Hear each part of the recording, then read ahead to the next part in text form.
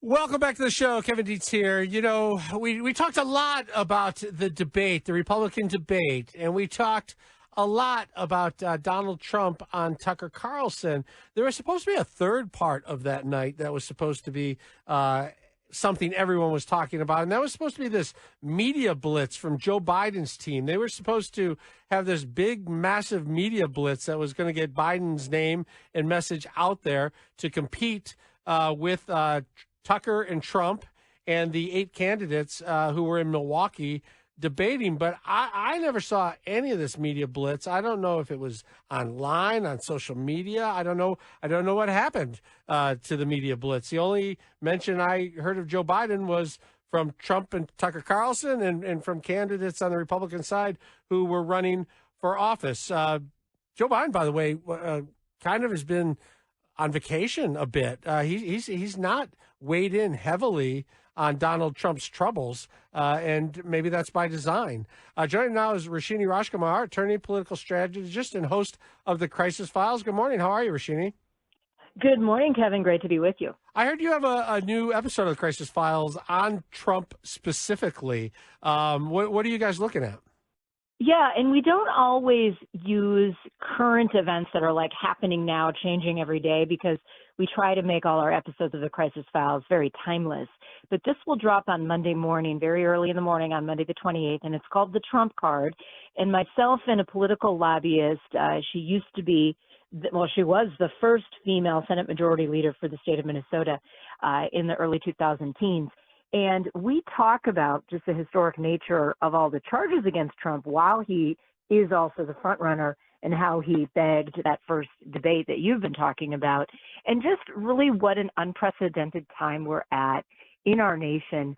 I, as both a patriot and a licensed attorney, am a little concerned about some of the charges, but also what does it mean for the state of our election? So we get into that, kind of taking a little bit of a different format for ourselves on the Crisis Files to talk about it. And you'll get some laughs. You'll also be a little scared as to what some of our predictions are in that case file, Kevin. Yeah, the Crisis Files is a great podcast. Everybody should download it. You can find it where you find all of your wonderful podcasts out there. Boy, it was kind of a weird, for me, I don't know, it was a weird night. I was watching the cars, all the Secret Service cars go down the freeway. It reminded me of OJ a little bit as Donald Trump was making his way to the jail, and I thought about him going in there and going through the fingerprints and getting his mug shot, and I don't know. I found no joy in this moment at all. The fact that we're at a place, and I don't care which side of this thing you're on. That we're at a place where a mugshot of the president is released, and then just the reaction to it. People having great fun with the scowl he gave, with his weight, with the color of his hair being strawberry. I don't mind people having fun. I think it's sad that our country is where it's at. Yeah, there was a time definitely where just the office itself was so respected. And I don't think we can only blame, some more of the recent presidents. But, if we go back in time, Richard Nixon comes to mind, right? It would have been a very different country if he had ended up getting charged versus resigning.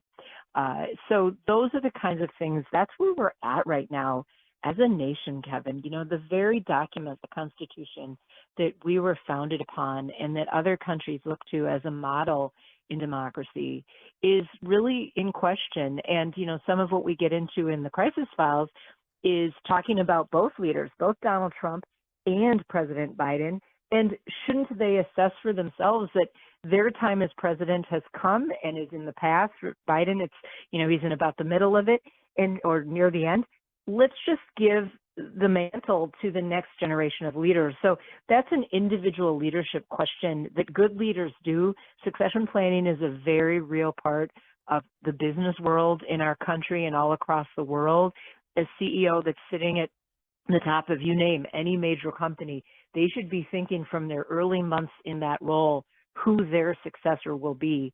So these are the kinds of things I'm very saddened that our political leaders aren't thinking about. And both Donald Trump and Joe Biden are not thinking about, because they both seem to want the nomination from their party for 2024. Yeah, I was talking with someone who said, the Republicans started all this going after Bill Clinton and impeaching him for sex. So why shouldn't Democrats go after Trump and other Republicans? And I just wonder if now you've gone from impeaching all the presidents to charging a president criminally. And I just wonder if that opens the doors for efforts on whatever party is in power to go after whoever the president of the United States is.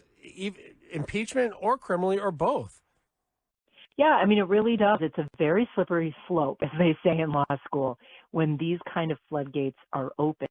And it's not only the leadership, Kevin. What we have to think about is when charges are brought against any individual, I don't care who they are, and there's a little bit of a question or even a flimsiness to whether this could be proved in a court of law, then, as I say, we are all screwed.